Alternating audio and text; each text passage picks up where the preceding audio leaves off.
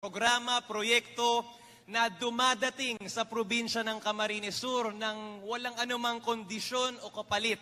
Kaya talaga, President Duterte, ramdam na ramdam po namin ang sa inyong pagmahal at pagmalasakit sa probinsya ng Camarines Sur. Kasama ko po na sumusumpa ngayong araw na susuporta sa kampanya po ninyo laban illegal na droga, kriminalidad, korupsyon at pagtulak ng federalismo hindi lang sa Bicolandia kundi sa buong Pilipinas. Kasama ko po ngayon 26 municipal mayors, 10 board members, ang mayor po ng Iriga City na si Mayor Madel Alferor, 20 vice mayors, 191 municipal councilors, over 700 barangay captains, over 5,100 barangay kagawads na sumusuporta po sa advokasya, ideology ng PDP Laban at administrasyon ni Pangulong Duterte. Kaya sa ating pong lahat, magsama-sama po tayo, magtulungan para sa isang Pilipinas na progresibo, mapayapa at maunlad. Maraming salamat po. Mabuhay si Pangulong Duterte.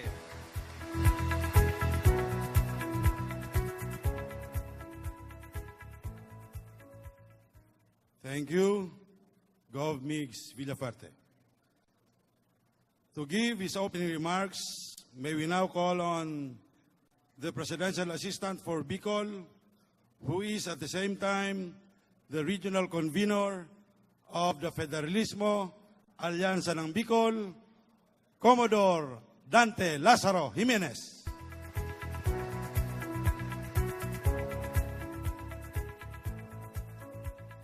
Maray na hapon po sa inyong gabos. Maayong hapon, Mr. President. Alam niyo po, iiklihan ko po ang aking statement dahil I was given only 3 minutes.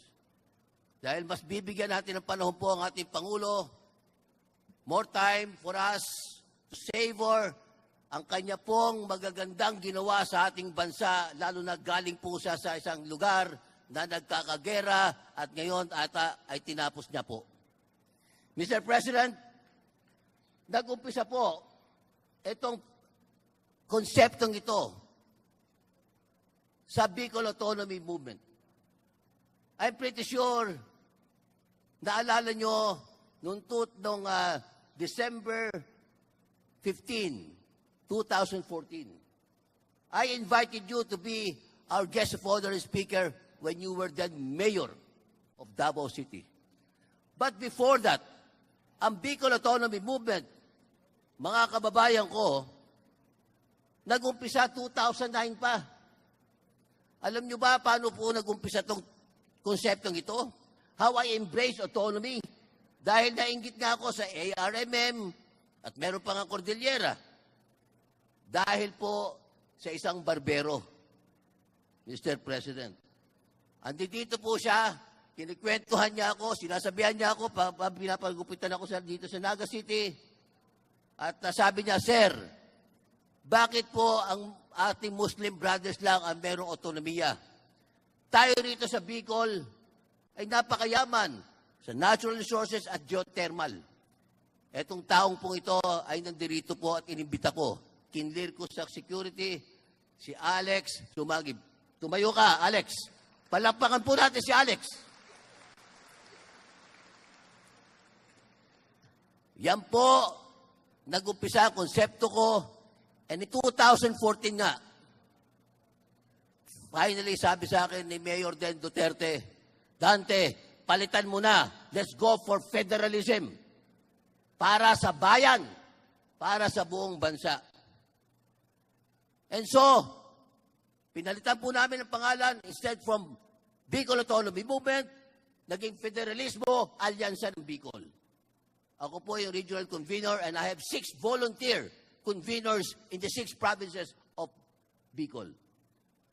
Natapos po namin proposed charter and no politician appreciated yung charter po namin. Ito po yon.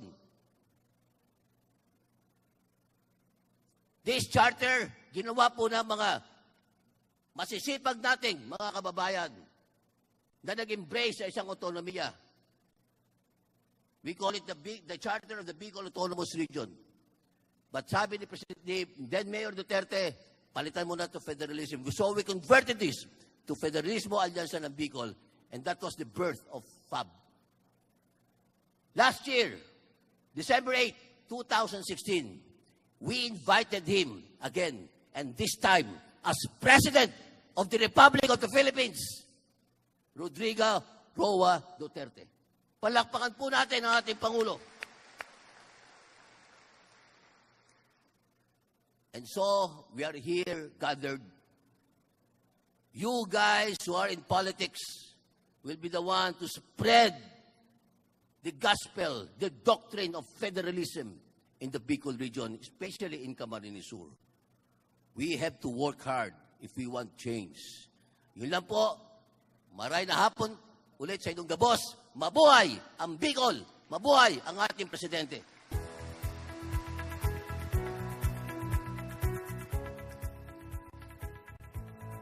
Thank you very much, Commodore Dante Jimenez. At this point, we shall have the oath-taking of the new PDP Laban members of the province of CamSur to be officiated by President Rodrigo Roa Duterte. So may we now request the new PDP Laban members to please stand.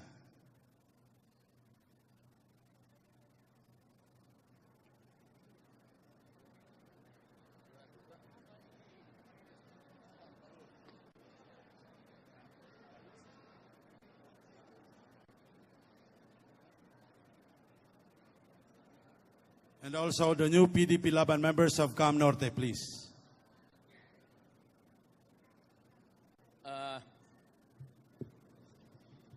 You know, I am not, may defect ako sa pagbasa, lalo na itong Tagalog, yung phonetics, hindi ako yan. Someday you know why. It's actually a defect. So, dahan-dahan lang po tayo, ha? Kasi, para kaso yung, could you raise your right hands and repeat after me? Ako, si, na tinanggap bilang kasapi ng Partido Demokratiko Pilipino, Lakas ng Bayan, ay sumusumpa na itataguyod ko ang saligang batas ng partido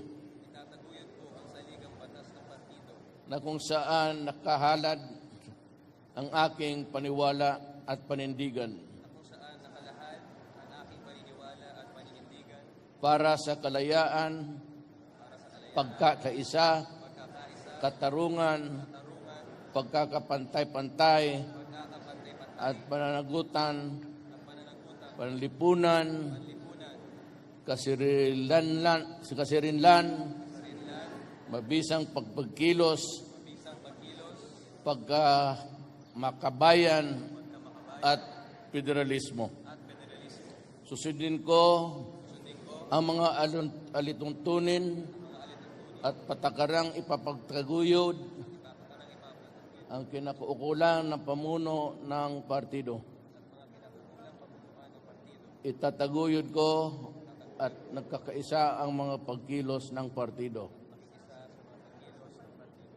Inaalay ko ang aking sarili na masalimuot ngunit kinakailangang tungkulin para sa kiunlad sa bawat mamayang Pilipino at kalayaan ng bayan. Lahat ito ay aking tinatanggap ng kusang loob na walang pasumbali. Kasahan nawa ako ng may kapal. Congratulations and welcome to the party.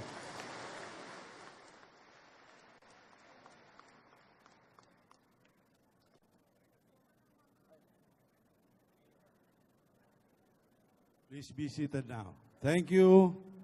Thank you so much, Mr. President. To introduce our guest of honor speaker, may we now call on the representative of the 2nd District of CamSur, Congressman El Rey Villafuerte.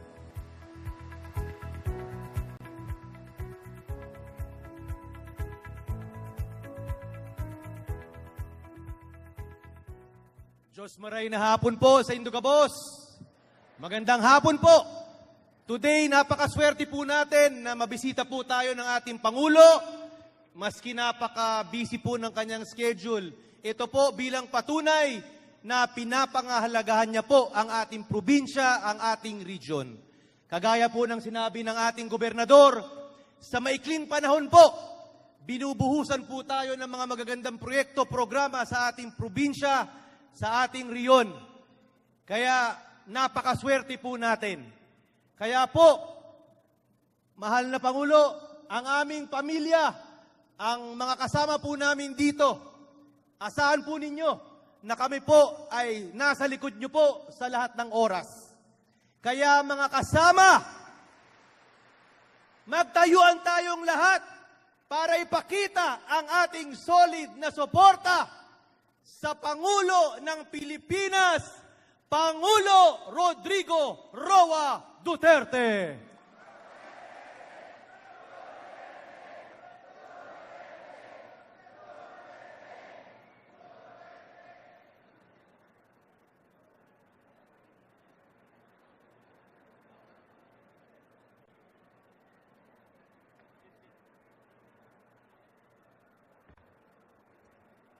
Kindly, maupo po kayong lahat. Salamat po. Kindly ko.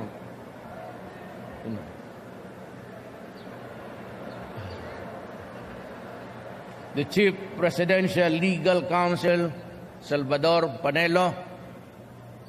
Tingnan mo naman ang...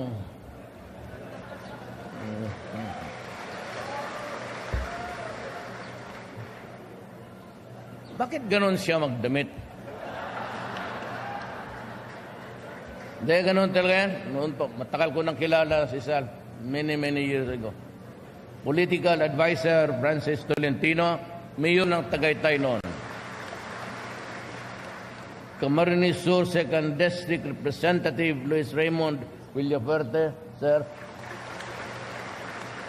Camarines Sur 5th District Representative Salvio Fortuna, sir. Davao City 1st District Representative Carlo Alexi Nograles. Camarines Norte Governor Edgardo Taliado. Sir, thank you. Albay Governor Al Francis Bichara. Sir. Regional Convenor ng Federalismong Alyansa ng Bicol, Dante Jimenez. Nauna ito sa lahat, trailblazer ito. City Mayor of Veriga, Madel Alfilor, ma'am. Mga kasapi ng Partido Demokratikong Pilipino, Lakas Bayan, PDP Laban, mga kasama ko sa gobyerno, mga mahal kong kababayan. Kasi nagmamadali sila, hindi ka maka-take off ng gabi dito. Bakit ganun? I mean, Naga City is a major city in Bicol. Second is, wag ka mag-ano ng mga Tagaligaspi, pero mas sikat ang Naga. Tapos 2 pages lang ang speech ko para akong buang dito. Hindi na sana ako pumunta. Well, I have a very limited time because of your limitations here. I have to hit the sky by sunset time.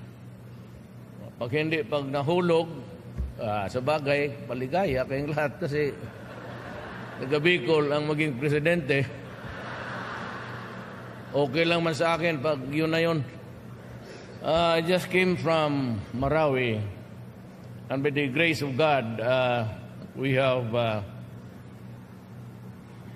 restored peace, but that would not be a cause for a celebration because we have destroyed in the process the city, which I admit, because we had to do it. There was no alternative. And I could only extend my apologies to the people of yung mga Maranao. At sabi ko sa kanila, hindi man namin ginusto.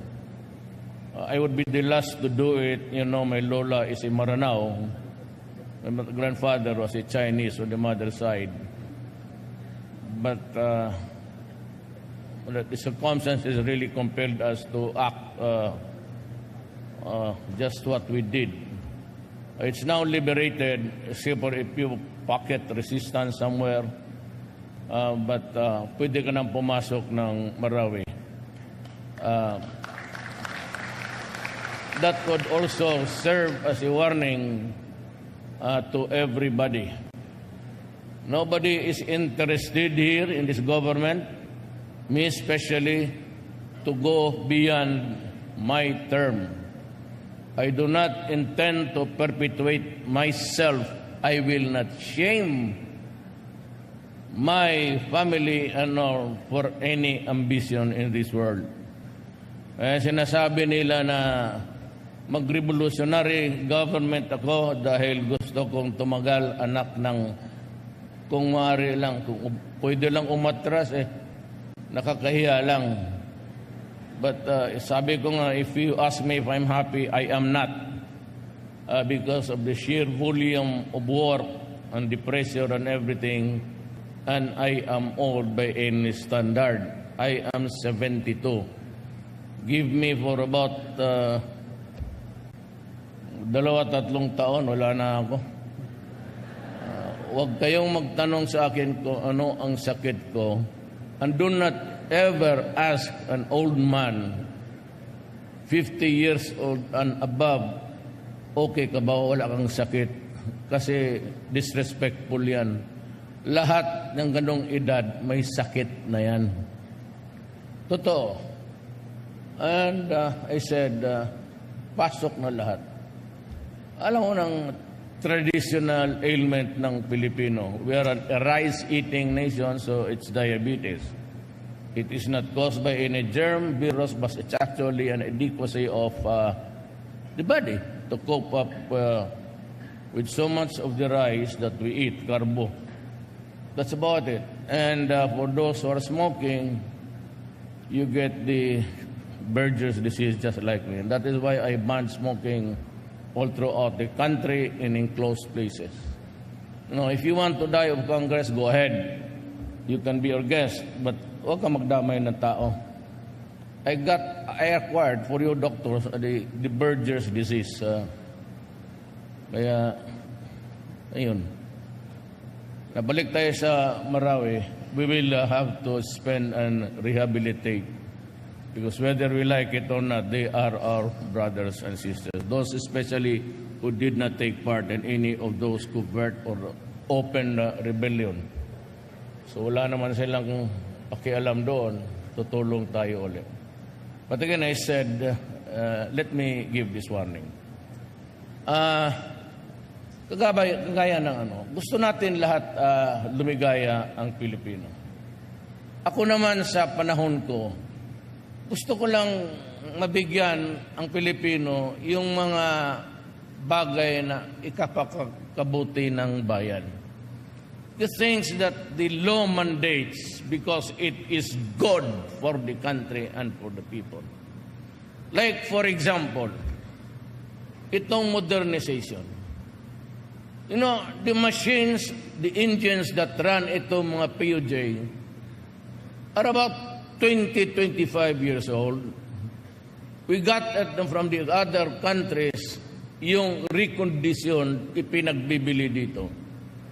And they have been pumping so much fumes on carbon dioxide into there, including the factories. But mag-uwi ako ng Malacanang, I usually take even at night. Lumilipad talaga. Nagtitake up ako ng Marawi noong hating gabi. Nakikita ko talaga ang fog. And I'm not referring to the fog that's created by the moisture of nature, but yung fog na created by the exhaust. The statistics of the United Nations says that by 2025, it would have tripled the lung cancer sa ating mga kababayan. There's a health reason, actually. Public interest. Public health. Because that would be, you can get a good definition. But looking at the ailments and the diseases that we would acquire from the inhalation. And here comes Piston and the rest of the left. Sinasakyan nila, make it a big deal. So ako naman, sabi ko, sige, mag-demonstrate kayo. Walang sa akin. Even if you do that twice, thrice a month, okay yan sa akin. Sa Davao, ginawa ko yan, nayaan ko sila. Sabi ko, bigyan ko kayo 1 buwan. O, pag hindi nyo ginawa ng 1 buwan yung demonstration ninyo, kayo ang... I used to be civil to them. As a matter of fact, the left dito sa Bicol was really Duterte.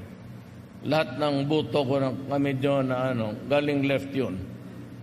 So, but there is a time for friendship as there is a time to be reasonable. And there's a time for reconciliation and a time for hatred. Ito ngayon, Pilipino ang nakataya dito. Presidente ako ng bayan. I have to abandon the civilities and the niceties of life. Kasi noon mayor ako, pasok, kaibigan ko kayong lahat. Boto ang pinag-uusapan namin dito eh. Kami mga politiko. Boto. And we can shake hands with the devil for 1 single vote. But this time, I am the President of the Republic of the Philippines. And I have to, hindi akin yan, batas yan. That is not mine. And the fact that we have to get up let's say you're not up to it. You have to get up, do things the way that this government wants you to do. Corona space, dilapidated, walang mga metro, walang kilometer speed, wala lahat. Sometimes maraming disgrasya, sabihin lang, karamihan ng disgrasya, sir, pumalpak yung brake. Tapos, itong mga Davao, Manila, dadaan dito, there's a long route. And anything can happen. Ang mga bus sa Manila, okay na. All modern. So, wala tayong problema. Dito ngayon sa namimilit na ayaw nila. O ngayon sabihin ko sa Piston and the rest of the left, legal yan sila eh. Huwag kayong ako nagsasabi lang ng totoo. Itong karapatan, KMU, Piston, they are just the legal fronts of the Communist Party of the Philippines. Kaya nga pinag-adri mo, CPP, in the NDF, pati the NPA, the New People's Army. It's a one big conspiracy. But they are, at the same time, all of them are committing right now rebellion. Tulungan lang yan sila. Magtanong ka ng abogado dito, baski sino. Huwag yang sumuporta sa akin yung kalaban ko, critics. It's a one big conspiracy. Mayroon sila, kita mo yung Piston, may star pa ng, that's the logo of the communists. Wala na ako nakita sa Russia niyan, pati sa China. Itong mga buang na lang na ito.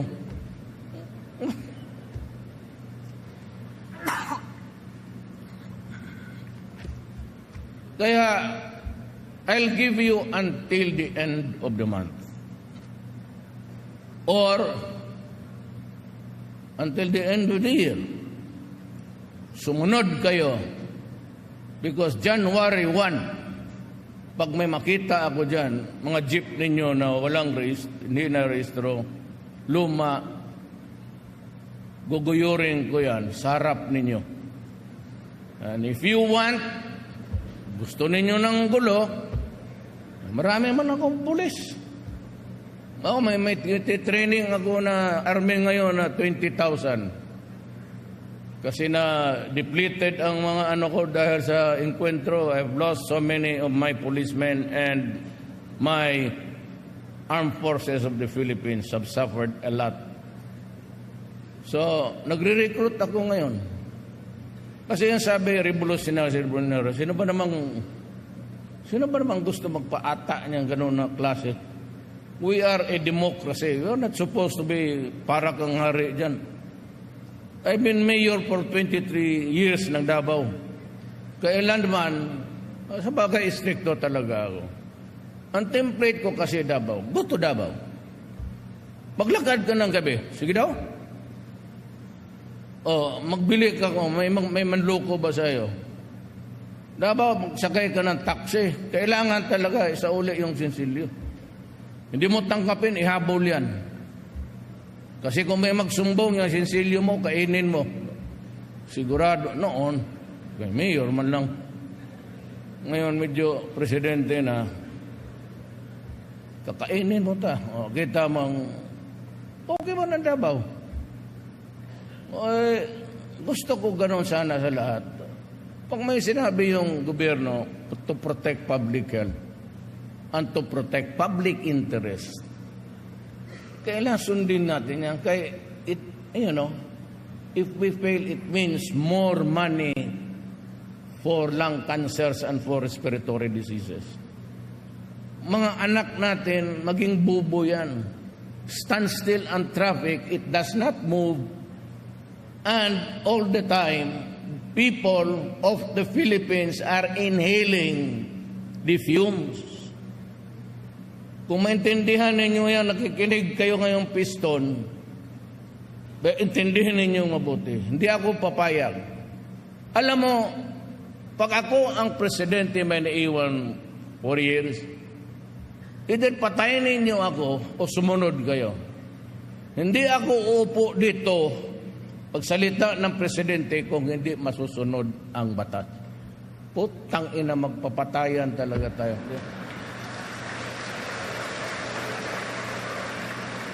Hindi ako papayag na magmura. Lahat naman tao nagmumura eh. Pero hindi ako papayag. Totoo lang. January 1, pag hindi nyo na modernize yan, umalis kayo. Mahirap kayo. Putang ina. Sige. Magtiis kayo sa hirap at gutom. Wala akong pakialam.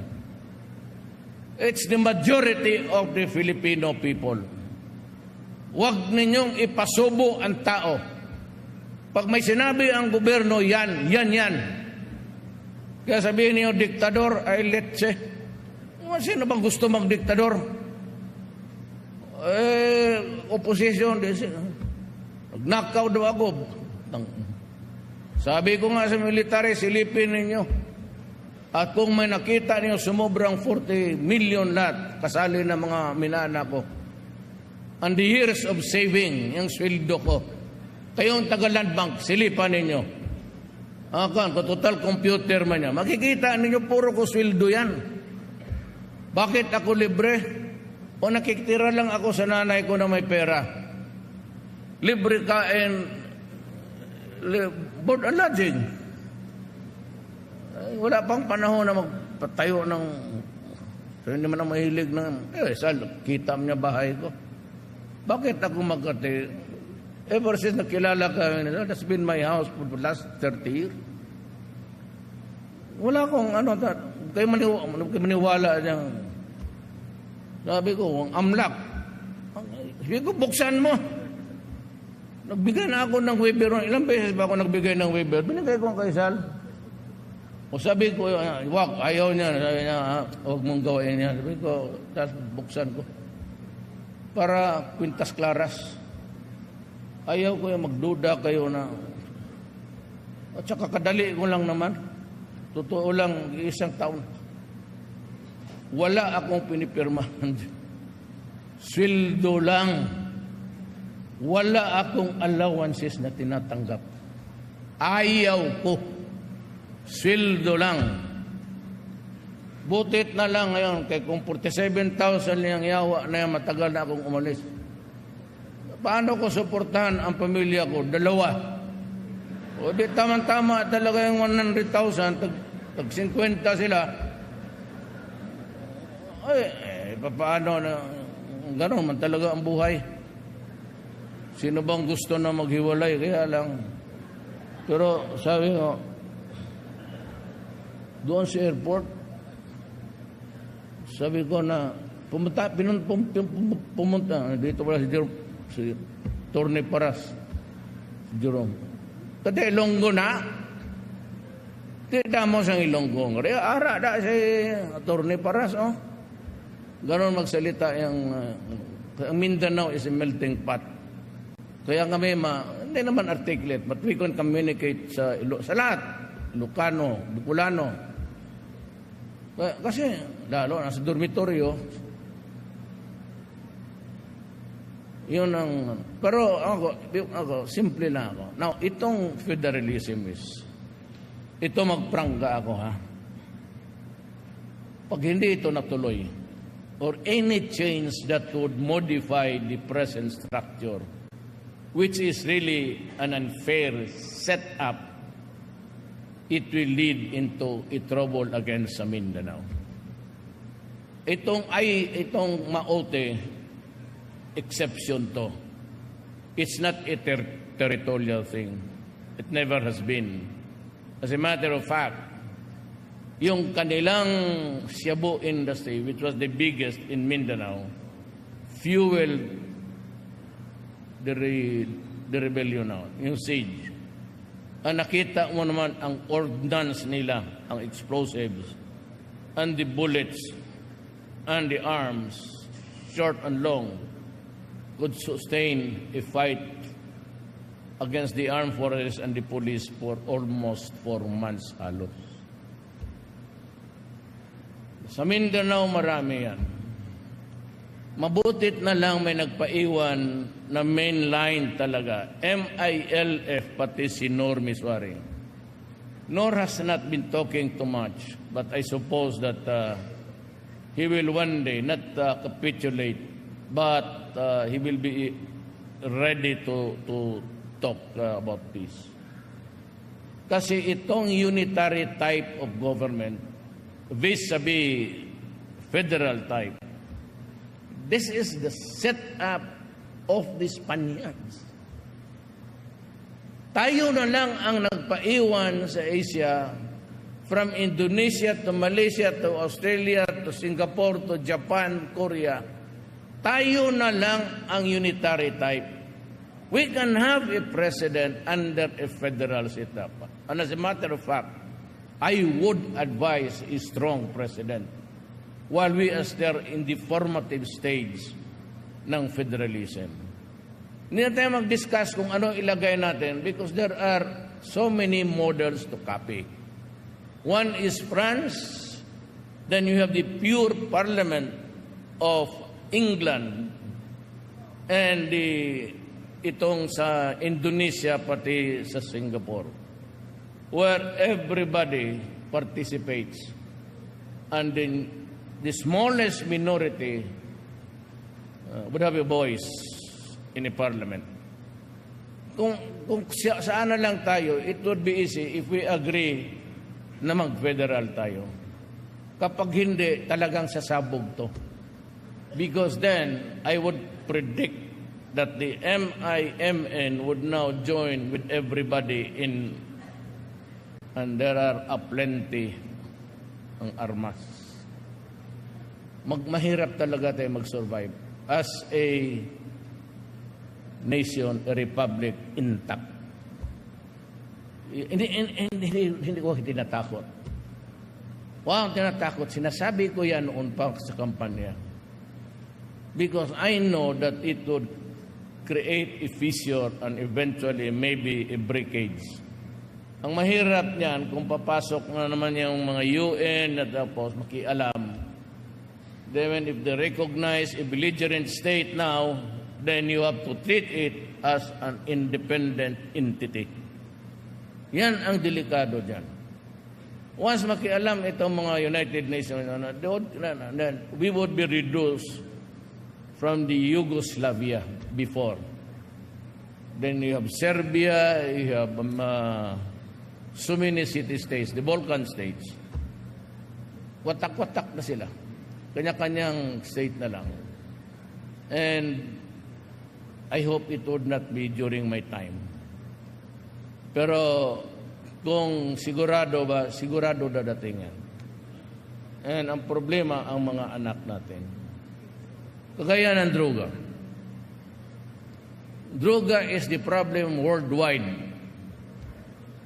Ngayon, ang Amerikano sumakit na ang ulo dahil mahal na kasi ang it's a poppy. It's actually an organic plant. So from Colombia, it travels a long road to the borders of the United States and South America. Ngayon sila, sabi ko, hindi lang nila na ano yan. But one of these days, they would, to their sorrow, na ganon ang, but because of the incessant, sabi ko, let's give it to PDP. Ngayon, if you ask me now, will it succeed? I know that the workers of PDP are good. Nilagay ko dyan si Aaron Aquino. I think he's somewhere from north or taga rito yan. Marami akong mga empleyado na Bicolano. Wala naman akong pilit. Kung sino lang yung kaibigan at marunong. But itong PDP really undermanned. And because I do not want to muddle further, and what is surprising is today's results. And kung compare it with the SW, ang Pulse Asia came up today with something like this. 88% support the drug war. Kaya sa newspaper na yan. And 73% say na may extra judicial killings yan. 73% naniniwala. And yet, 73% sa 88% na pabor sa drug war. Kita mo? You know, the voice of the people is the voice of God. Kaya lang naman ako nanalo at alaman na, kasi hindi man kayo nakinig ng Bisaya. Pagkampanya ko dito, nakatingin man ang iba sa langit, pag ganon-ganon. Wala man nakinig sa akin. Sinabi ko, pag ako ang mapresidente, bullet na, even during the presidential debates, I was the man, just bullets lang ako. Kasi walang panahon eh. I said I will stop corruption. I'm doing my best. May dalawa pa akong paalisin. O paalis na, yung sa Pasig River Commission. For sitting on the papers for almost 1 year. Ang cabinet members sila, I'm giving them only 1 month. Yung NEDA, about 2, 3, alam ni congressman yan. 2, 3 years. 1 month that yan sila. Ang directors is 15 days. Any director for that matter. Ngayon, kung hindi mo masunod yan, out. I have fired almost 119. Ayaw ko lang ibulga. Sinabi ko, mag-resign ka na lang. Alam mo bakit? Kasi kung titignan ko, yung mga anak nila, abogado na, doktor na, I do not want to embarrass you publicly. Go. Wala akong sabihin. Basta mag-resign ka lang. Pero marami na. Sabi ko, itong corruption, it has to stop. itong droga, well, maraming nakikialam, pati yung mga, ngayon ang EU, sabi nila hindi daw sila, mga representative lang daw ng EU, so gusto kong i-mispronounce itong